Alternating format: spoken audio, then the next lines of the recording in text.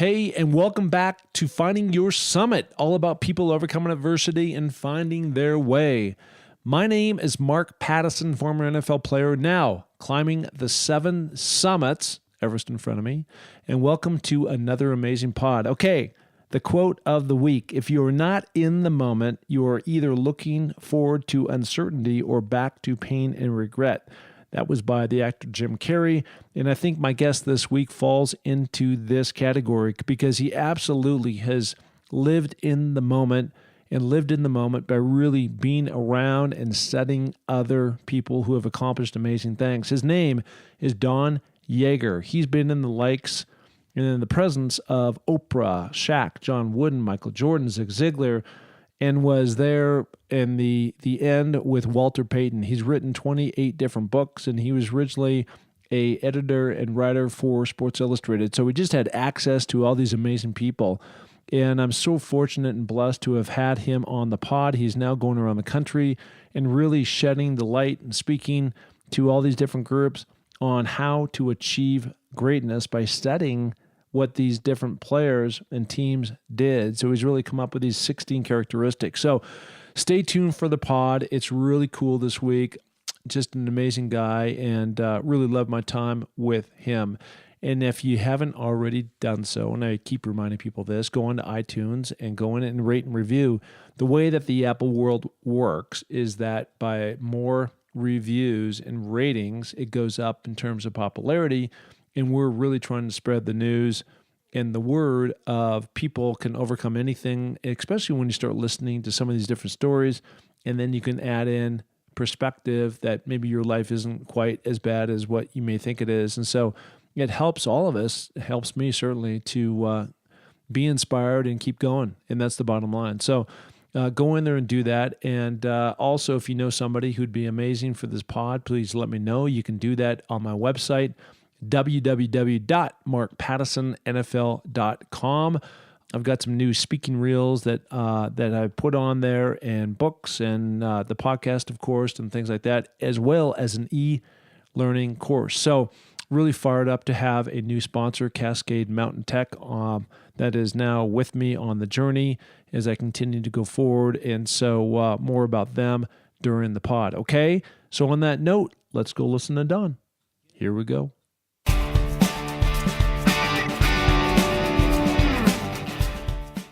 Hey, everybody, it's Mark Pattison back again with another great episode of Finding Your Summit, all about people overcoming adversity and finding their way. And I love this guest this week. His name is Don Yaeger, and I love this guy because he is in a vertical that I have long been in, and that is within the sports world. He is an author of 28 different books. He was a longtime editor for Sports Illustrated. He is a world traveler. He's a public speaker. And he's had an amazing amount of people either on his show interviewed or vice versa. Oprah, Shaq, John Wooden, Michael Jordan, Zig Ziglar, been on CNN, Pete Carroll, Walter Payton, and the list goes on and on and on. So first of all, Don, how are you doing?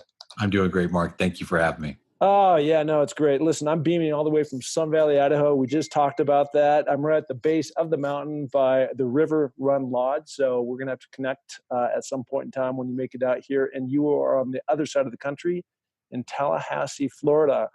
And the first thing I want to ask you, because so much about your theme has been this study of about how to become great. No, it's really the 16 characteristics, there we go, of greatness. And so what I want to ask you is, what have you done to separate yourself from your competitors? Because I know this is a question that you often ask people that you interview. That is the question, actually. And so I would tell you what I think I've done to separate myself from competitors is I have really worked to master the art of storytelling. If I can tell, I think there are a lot of folks out there who are probably more linguistically gifted. They're more intellectually stimulating, but I think I tell a really great story, and I think I tell stories well enough, and that's where I've really focused my effort. That if I believe that if I can tell stories well enough, I will remain I will remain memorable to those who I get a chance to tell stories to, and I will be of value to the people that engage me to help them tell their stories. Yeah, you've got this quote called "Life prepares us for greatness," and I really feel that as I look back on my life and having played in the NFL and started some different businesses and now climbing these different mountains, is that by being out there, by being a world traveler, by being surrounded by other phenomenal people that are very gifted at those sports, it's really helped me along the way. I mean, I personally, I made it 5 years in the NFL. I was one of those guys that was always scratching and clawing just to try to be there. I wasn't great, but I got to be there with Howie Long, Marcus Allen, Lyle Alzado, and these other guys that were great and see their characteristics. It's really helped propel me on what I need to do to help me get to that end. I mean, it's never an end destination, but it's all part of the journey that you go on. Yeah, and I think you hit it there, Mark. I mean, the one thing I've learned probably as adroitly as anything from many of these great winners is that the truly great understand there is no destination there, right? We're aiming towards something. We're trying to scale that. The beauty of a summit, I guess, is that there is truly a peak at the top, but in this journey that we call greatness, there's no true destination, but the joy is really in the journey. It really is. And the name of the podcast is Finding Your Summit, but it really should be Finding Your Summits. I've said this before. And we all go through different periods of our time, of our lives, again, starting with you, with being a prolific editor for Sports Illustrated, and of course, all these different books you've written, which I want to get into. But where did that first love for you come from, the really passion for the pen? It's funny, Mark. We're mentioning, we were talking before we turned the record button, hit the record button. I say all the time that some of the most incredible things that will happen to you will not be planned. And my path into this space is another example. I grew up in Hawaii. My father was a Methodist pastor, Methodist minister, and we went to Japan, lived in Japan for 2 years. And so we're moving to the continental United States for the first time when I'm 13 years old. And I show up for high school in Indianapolis, Indiana, and I'd registered for classes. And the one elective I'd chosen was ROTC because I thought I would be a good military officer one day. Yeah.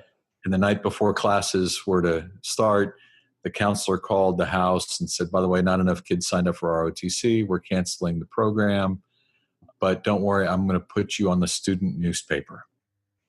And so she put me on the student newspaper, and by complete accident, I discovered something that I found that I was good at, right? Which was asking questions and telling stories. And here I am all these years later, as you mentioned, 28 books. Gosh, that sounds like a lot. It is a lot. It is. And you get to sit and say, I tell stories for a living. It's a pretty good gig.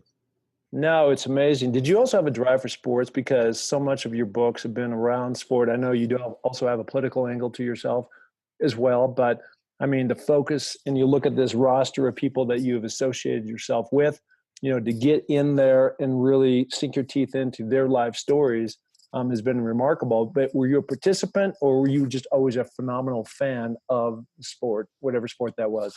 Well, I was a participant at the high school level and was and just grew to love playing. I would compete at anything if you'd let me, whatever it is, and it remains that way today. I actually just again, I don't know if this one's actually recorded audio only or not, but I actually just took off my arm because my brace.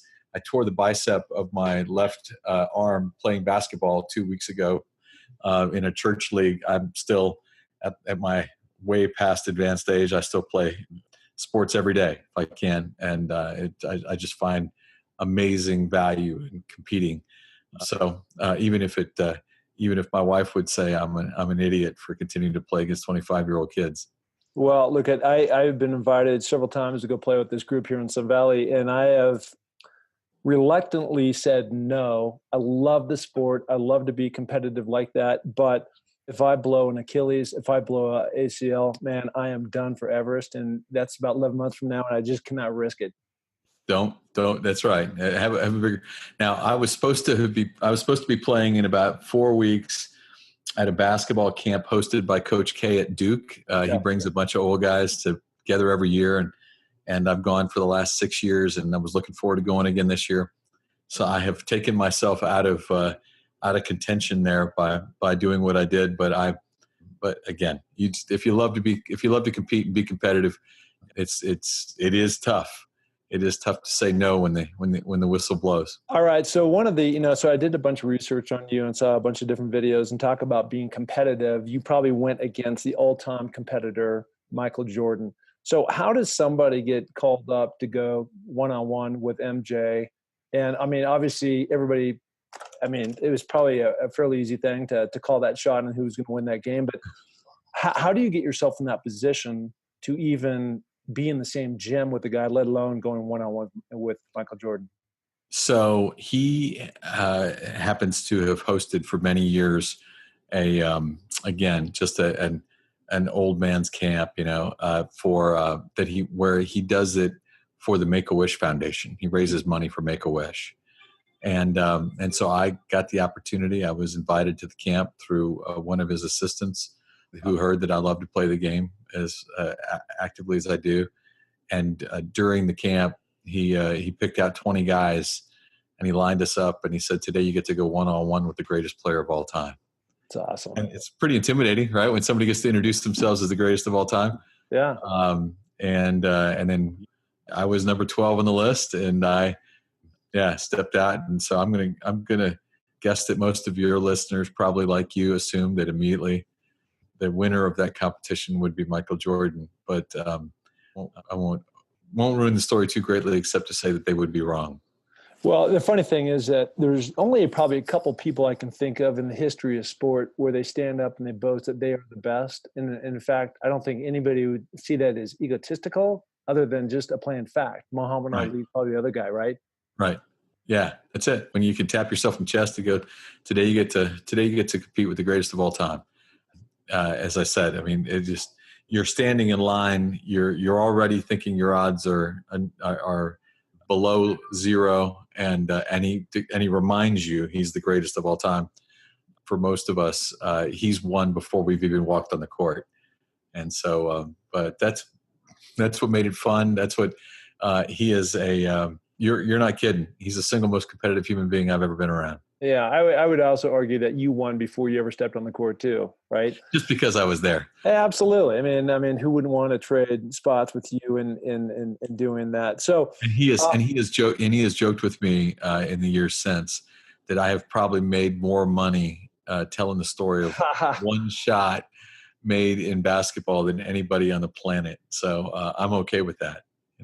That's awesome. Okay, so we go from one of the world's greatest NBA players of all time to sweetness, right? So, and I do want to get into that because I got into the league. I was drafted in the 7th round by the Raiders.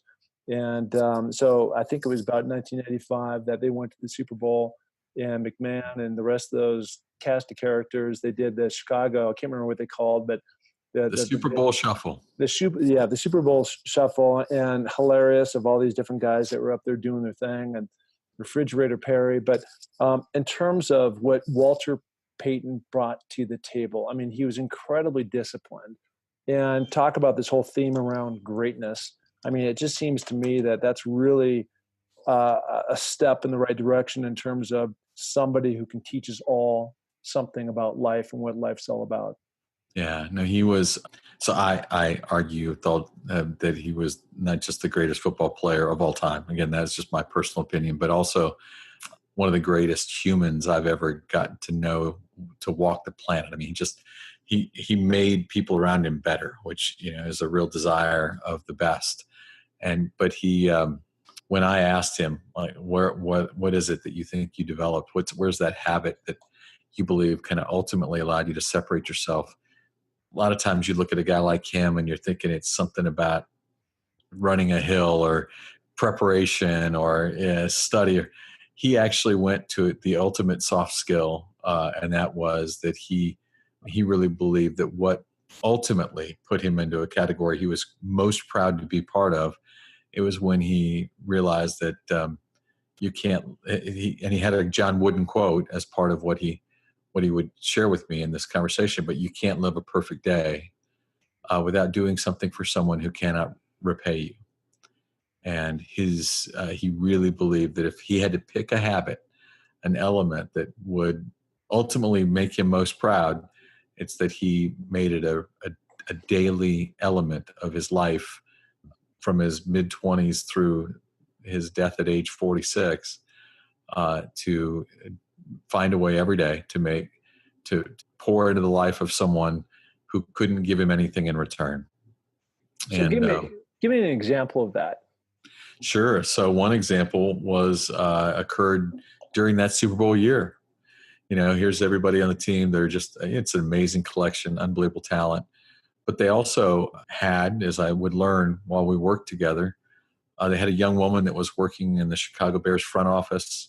She was going through a rough patch in her life, and things were so bad between she and her husband at home that her children were having trouble in school, right? Which happens sometimes in moments of marital strife. And Walter Payton knew it, because every day on his way into work, he would stop at her desk and ask her about her children.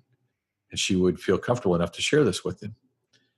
And so 5 different times during that Super Bowl year, 1985 season, practice ended at 2:00. Everybody else sped out of the parking lot.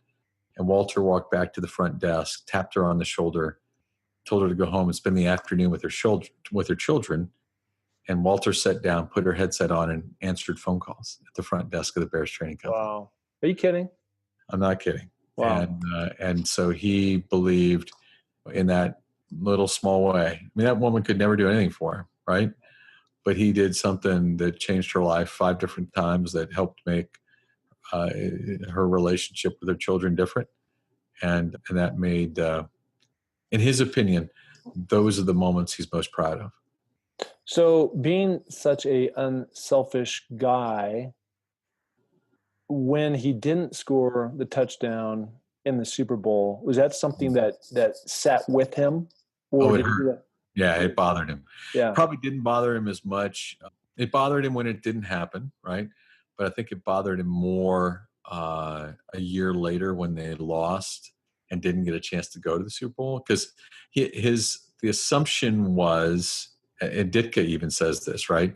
Well, I mean, we're going to be back. I mean, this team we're on a roll, right? These are the best collection in the NFL. It's the best collection of talent. This team should play the next 3 Super Bowls. And then the next year they lost in the championship game, didn't make it to the Super Bowl. And Walter never got a chance to play in another Super Bowl and get a chance to score. So yes, it ultimately did bother him, but but it bothered him as much because he was a competitor as I don't think the number or the record would have mattered to him, but the idea that he'd worked so hard, and then there they were in goal line, and they gave it to the refrigerator Perry to score and not Walter Payton was crazy, right? Yeah, no, it was crazy. And if my memory serves me correctly, he also invited you into his house during the final days when he was alive, as writing this book and really collaborate. Correct. How did that all? Yeah, I mean, how did that all happen? He had been diagnosed with a very rare liver disease, and the diagnosis had turned more negative for him. He'd been told he was not going to survive, and he decided that was the time he really needed to focus on writing a book. And he had no idea how long he had left, and so he was looking for a writer. And he'd interviewed a few over the course of several days, and he happened one morning to be watching Oprah Winfrey, and there I was on Oprah, and we'd intersected. We'd had our chances to meet in the past, and so he thought, you know what? That he listened to my conversation with Oprah, and he ultimately reached out, called my home, and asked me if I would be willing to come help him tell his story. That must be a crazy call when somebody named Walter Payton calls you up and you're like, okay, who is this really? Well, and that was the thing. It actually happened as so Oprah runs earlier in Chicago than it runs in the rest of the country, or it used to, right? Back when she was on every day. Mhm. And so I actually had a group of people gathered at my home to watch Oprah, and the phone rings. Buddy of mine answers it, and it's Walter Payton saying, "Hey, by the way, is Don there? I'd like to ask him a question." And they like, "Can I tell him who's calling?" Yeah, Walter Payton. And so my buddy's handing me the phone going, "Yeah, this guy says he's Walter Payton." Yeah. And then you get on the phone, and within seconds you realize it really was. And the invitation was real. And I flew to Chicago that night. Incredible. And was this during the same time that you were working as an editor for Sports Illustrated, or had you transitioned out and were writing books? I was at that time still associate editor of Sports Illustrated. Yes. Yeah. And how many years were you with Sports Illustrated? 12. 12 years. Wow. Well, it certainly gave you the foundation and probably access to many of these different athletes. So you're on Oprah. We'll transition over there. Who's coaching your kid? Right. Mm-hmm. So tell me what that was about. So it's funny. I was just on the phone with somebody a minute ago, and they were asking me the same question because when I think of like what's the most important story I've ever written, or sometimes people ask that question. It was this story here, and I had learned through sources in the FBI and that there was a national organization of men mostly who were getting into coaching youth sports to get access to children, inappropriate access to children. Yeah. And the FBI was monitoring this group of folks, and as I began working on it, I began to realize how many people were serving in prison today for having taken advantage of kids that they met through youth sports, coaching, umpiring, doing other things. And you realize that the second piece of that is that most states, in fact, at the time, only one state had a law requiring background checks for youth coaches. And so that's where these pedophiles realized they had an open door. One of the emails I read between two of them actually had the phrase "candy store of opportunity" to describe youth sports as the way they looked at it. And so I went into prison, and I met with men who were sitting in prison cells for having committed this crime. I sat in living rooms with families and children who had suffered the indignities of the crime, and told the story of the importance that we all have to know who's coaching your kid. And out of that story came an invitation to appear on Oprah Winfrey's show, as well as several others. And in the 12 months following, maybe the greatest thing that is that more than 36 states changed their laws to require background checks for youth coaches. And so, you know what, you could do a lot of other really cool things, but if in some little small way that helped make a difference, it's pretty cool. Yeah, well, look, I'm a parent of two girls now. They're 20 and 22. And so I totally get, I was a coach myself, a youth coach in volleyball and softball and basketball and everything else, it seemed like. But we did have to go through those checks. And I'm sure in some way, some trickle down, it had an effect on what we had to go through. But, to think that anybody would be out there trying to stalk or take advantage of my daughters, I don't even know where I'd go with that. But I think it's awesome that you brought awareness to that's out there, that if it affected just even one kid, we're better off for that. And so that's an amazing thing that you did. So, kudos, virtual high five to you. I mean, it's really cool. All right. So we're going to be bouncing all over the place just because you've got, you're just like this box of chocolates, and I want to dig into these different aspects of your life, a little bit like Forrest Gump. And 14 years ago, we were talking about before we went live here that you went through your own adversity, finding your summit, and had to emerge out of that. You came down with cancer, and I have not been through that. Fortunately, I remember watching the movie Brian Song. I'm sure you've seen it, right? Gail Sayers and Brian Piccolo. And actually, I watched it with Walter Payton and Matt Suey. Oh, you did? Yeah, who Walter's.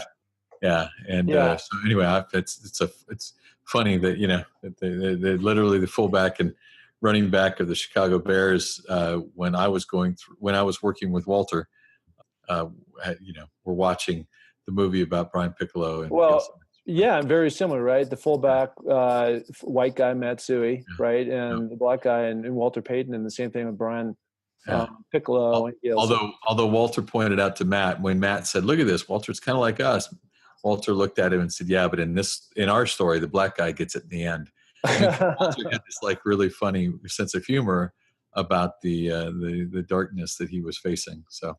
Yeah, well, I think the whole point is that I saw that it had a profound effect on me when I was a younger kid, and then you go through these things when our mind are idle, and the little voice inside our head are talking, and you're like, "Gosh, what happens if I ever get that? And what would I do?"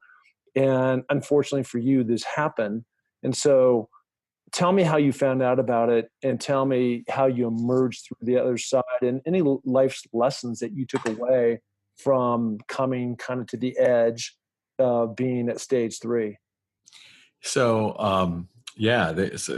as you and I shared earlier, and I love the game of basketball. I was playing one day. I was 40 years old at the time, and 41, and I was playing in a league, and I took an elbow, and the guy, when he hit me, he hit my nose so hard he shattered my nose, right?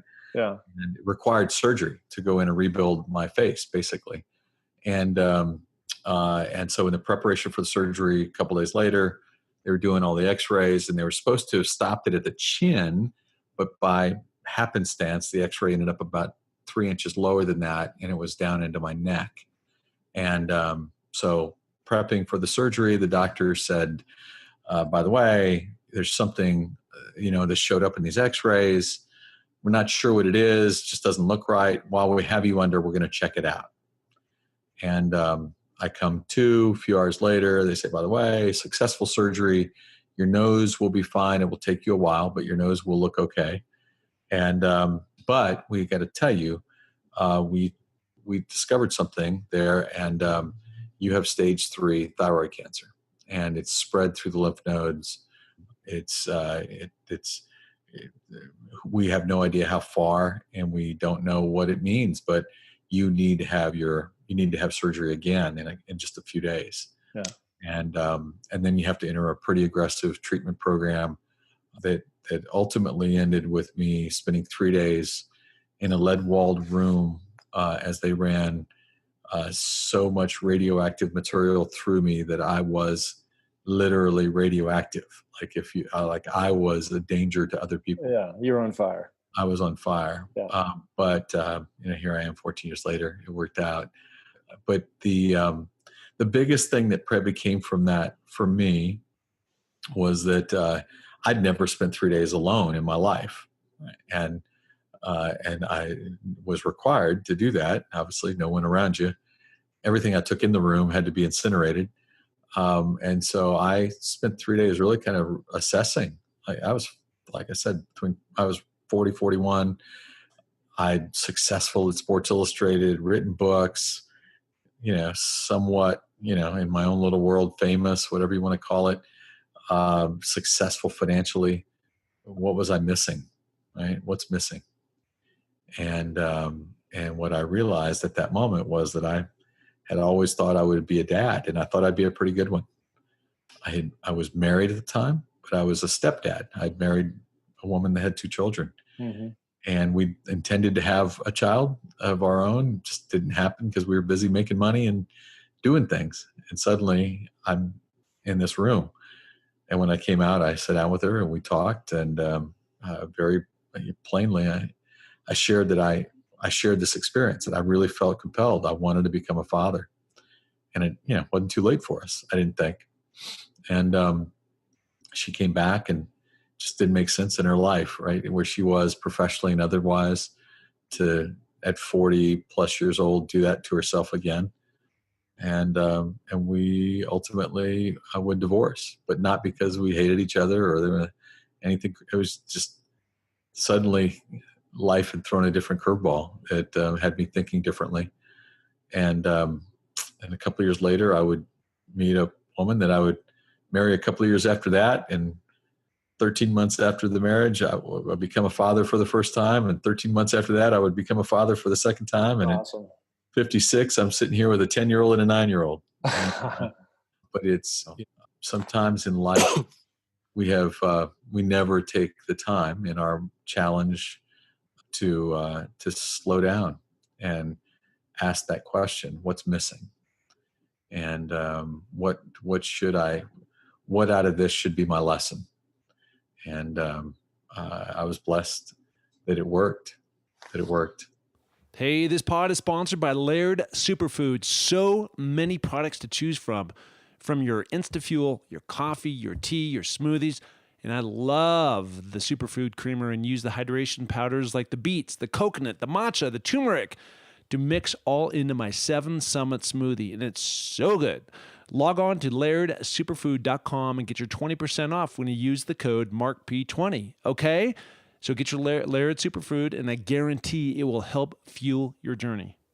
Yeah, look, there's a bunch of things to unpack here, and I want to go through them. And because there's a lot of similarity. Now, I didn't go through what you're talking about, and I wasn't faced with those different types of things. But as I've mentioned before in this pod, I went through a pretty rough time 7 years ago. I'd been married for 24 years, with her for 30, and then all of a sudden she didn't want to be married. And then there's a crossover in terms of something that you talk about, which I really, really like, and some of the speeches that you give. And by the way, you've given hundreds of speeches now around the country. So that's one of the things that Don Yaeger does. But you talk about, do you want to be bitter or do you want to be better? Right?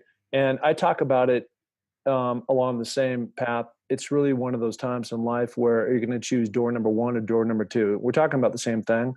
But however you want to look at it, it has a profound effect upon the decisions that you make and where you stand today. If I hadn't gone through some of that stuff, I wouldn't be involved in different charities.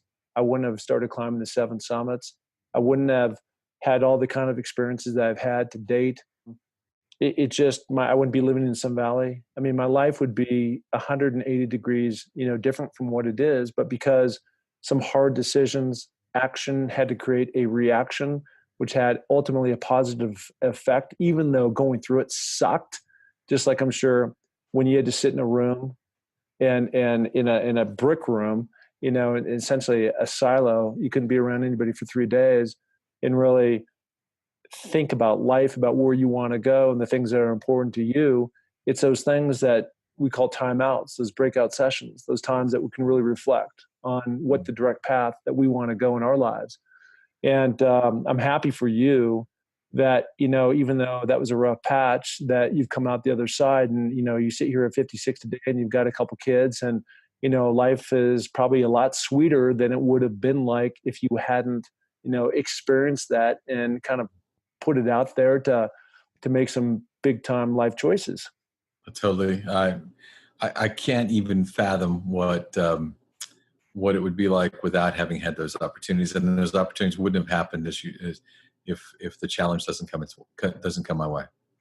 No, I love that. But again, I think that another one of the things I do talk about a little bit is really stepping into the fear, right? Because I think that's where the uncomfortable comes in, and that's where you find your true greatness.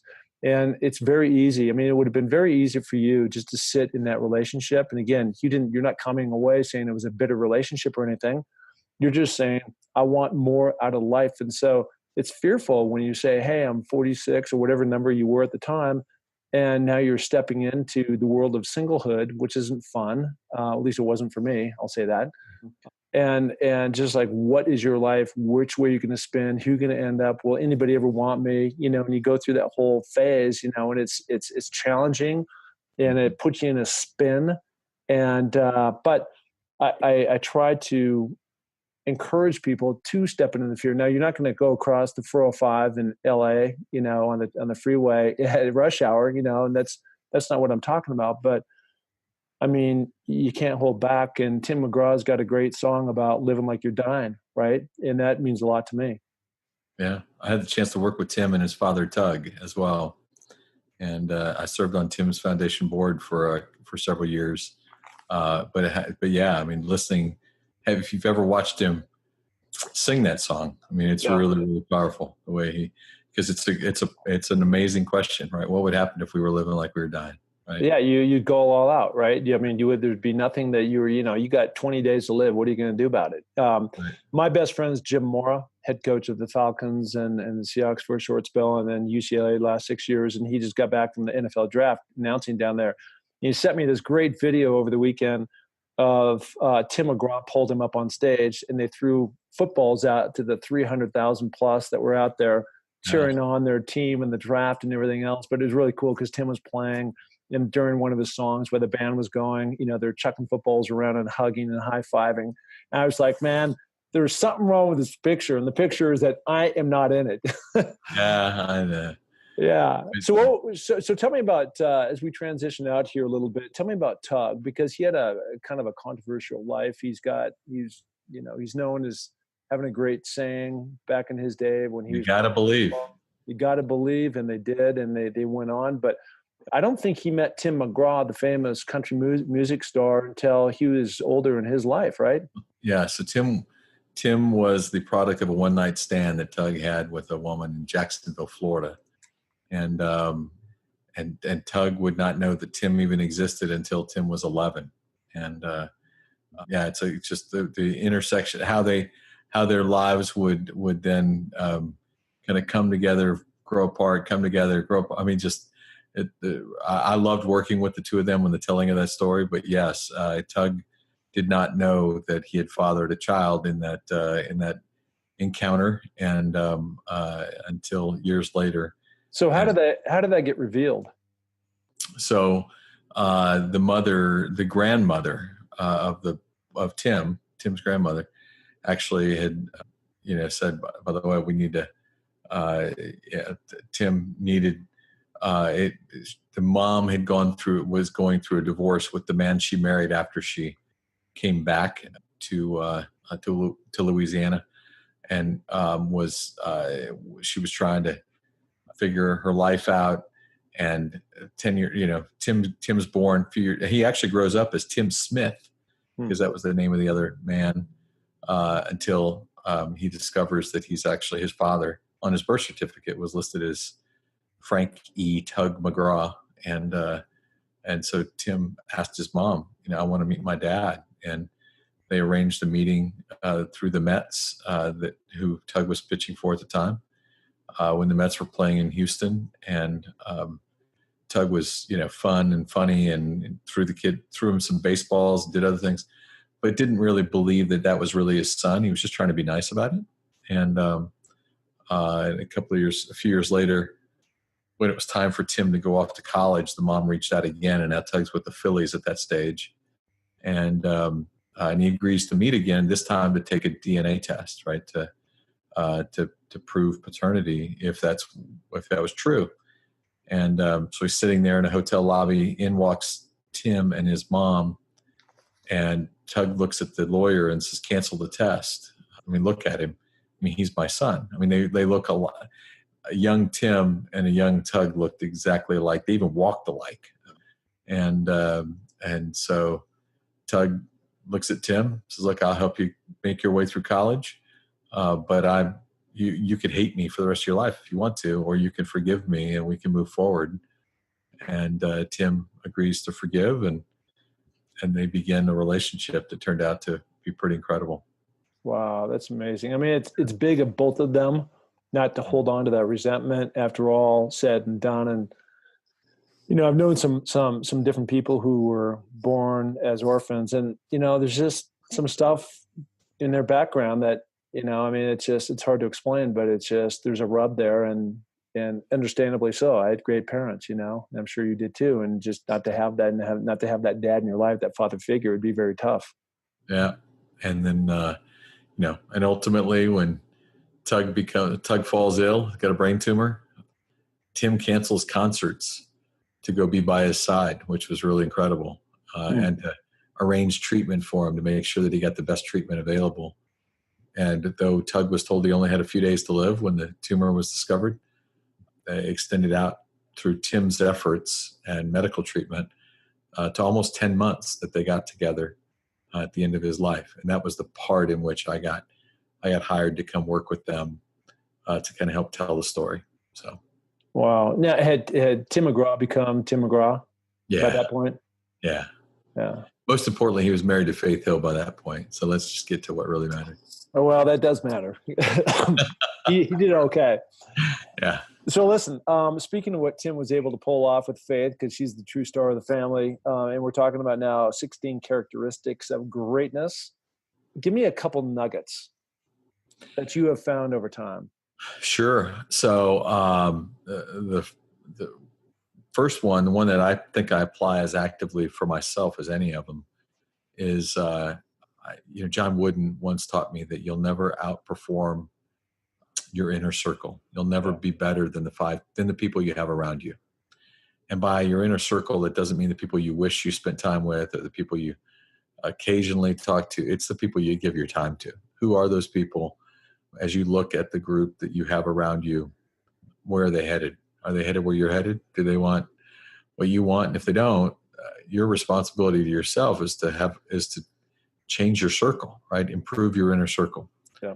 And Coach Wood used to say that all the time, regularly. You need to be evaluating your inner circle, asking yourself, is this a reflection of who I want to be? And Coach Wooden's encouragement to me and instruction to me on doing that became a really important part, and has become a really important part for the last 15 years of my my life. I'm regularly evaluating my circle. Love that.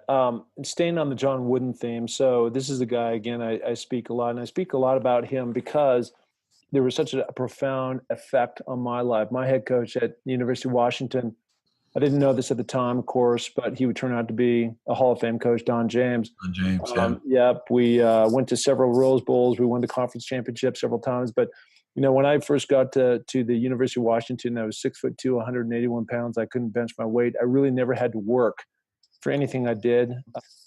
Football came very naturally to me, and I really didn't have to work, right? And then when I got as a freshman, I looked out on the field, and what I saw was a bunch of other 20, 21, 22-year-old guys who were gunned up, confident, big, strong, fast, and that was not me. And really the path, as he told it to me, was like, look, kid, if you want to make it here, then you got to put in the work and you got to do the time. And that's really understanding John Wooden's pyramid of success, which is more or less, as you know, a 25 team and individual building blocks to help anybody get to the pinnacle of whatever they're trying to do.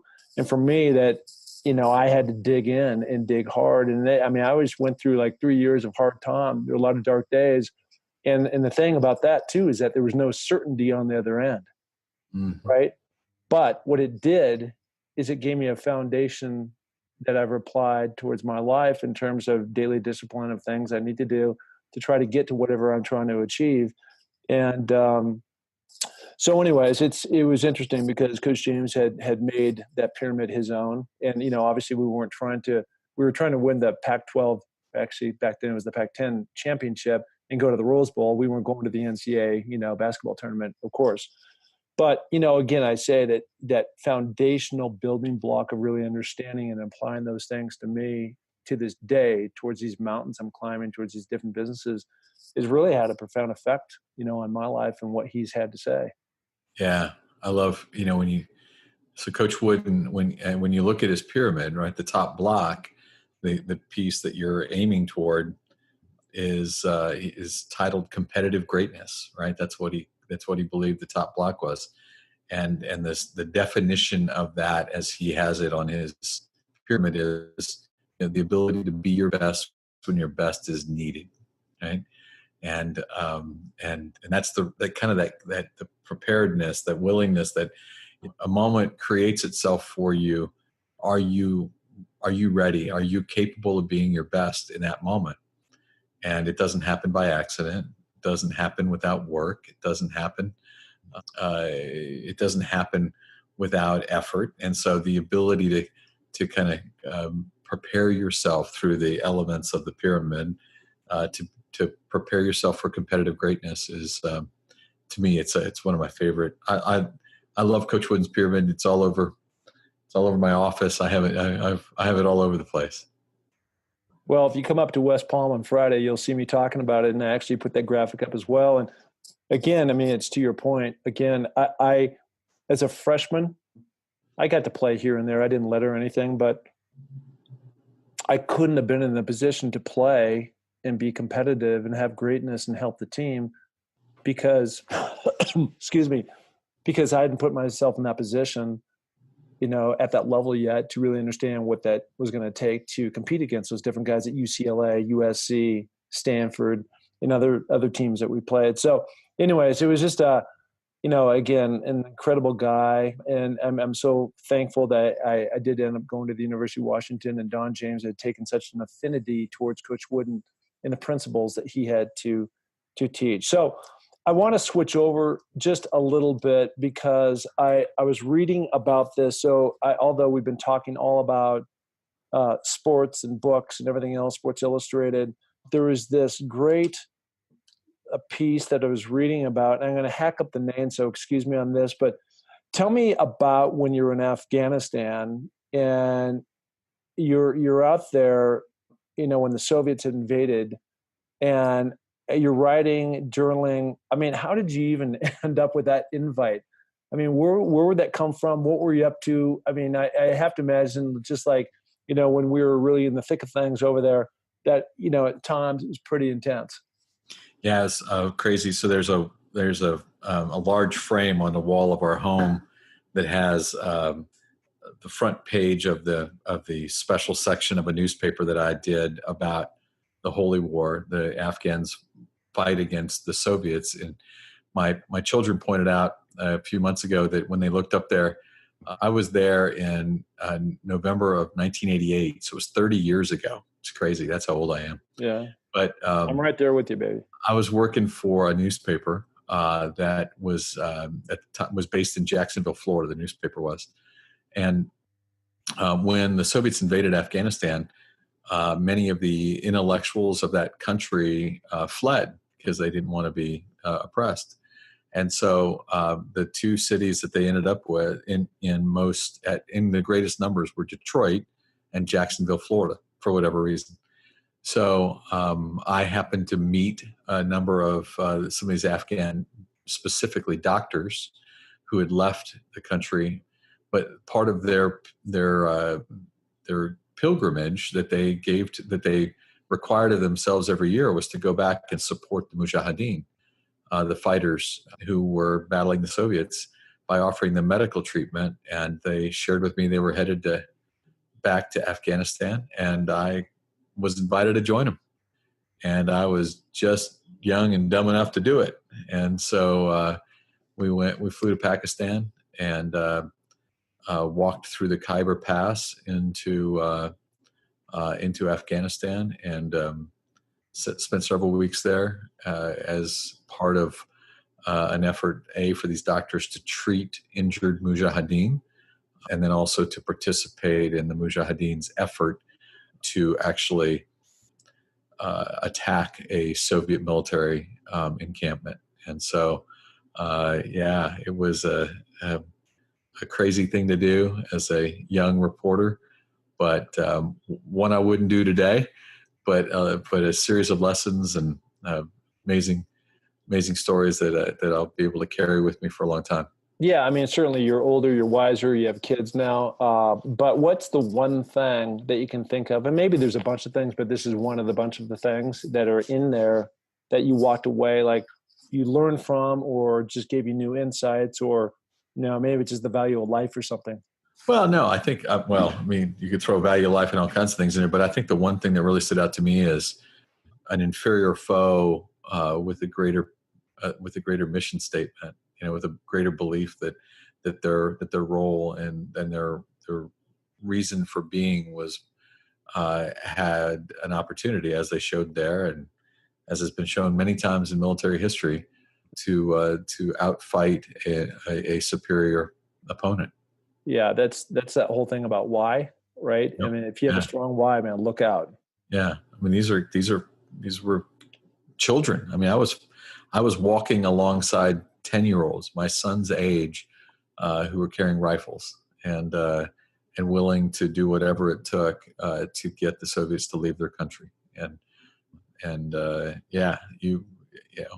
that was important to them, and that was their lifestyle. And the Soviets didn't bring the same passion to the fight, right? And ultimately, we know they backed out, packed up and left. Yeah. And then here we went, right? That's right. So, okay, look at rounding third base here a little bit as we wind towards the end of the pod. What book are you working on? We talked about, I said you've actually written 28 books. I think your 28th book is coming out shortly. So to be accurate, that's what it is. And what's your subject? So 28 comes out in a couple weeks. I don't know when this podcast runs, but it's with Joe Namath. Lucky dog. Yeah. And it was an incredible run kind of working with him. And then number 29 is done, in the can, and comes out this fall. And it's with the youngest recipient of the Congressional Medal of Honor, a young man who was in Afghanistan a few years ago as a 19-year-old Marine. And the Taliban launched a grenade that landed between he and his best friend, and he dove on the grenade to save his buddy. Wow. And 71 surgeries later, he ran the Marine Corps Marathon. What's his name? His name is Kyle Carpenter.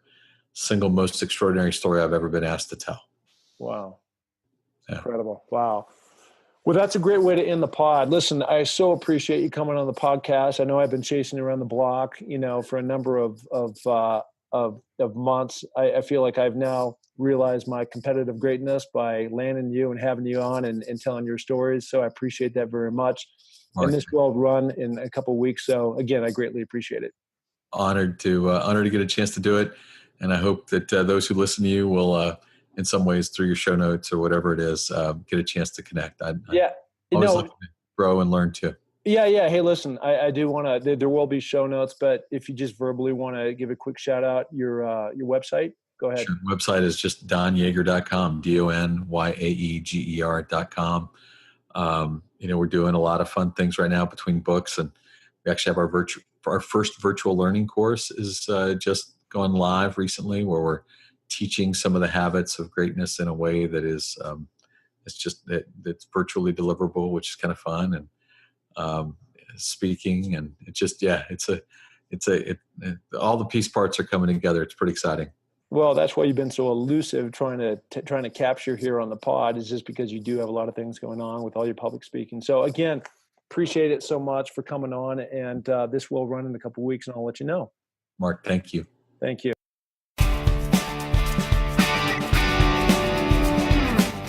Hey, and thank you so much for listening to the Find Your Summit podcast. We are so glad to have you along for this journey.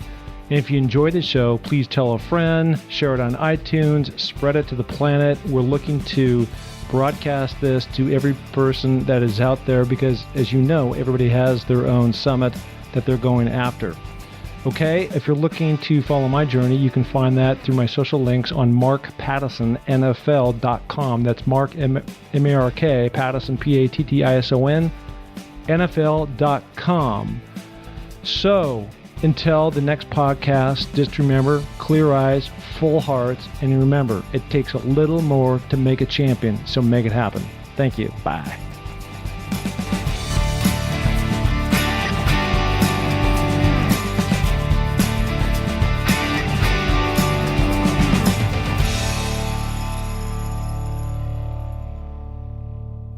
Hey, thank you so much for dropping in and listening to another amazing episode of Finding Your Summit. Truly incredible people doing spectacular things in life, and I hope you were inspired just like I continue to be. Look, I am super grateful that you came in and subscribed to this pod, and would be more than appreciative if you gave the show a ratings and review on iTunes. Trust me, it matters. And then also go share it with your friends, of course. Okay, until next week, go do something great, and remember, it takes a little more to make a champion.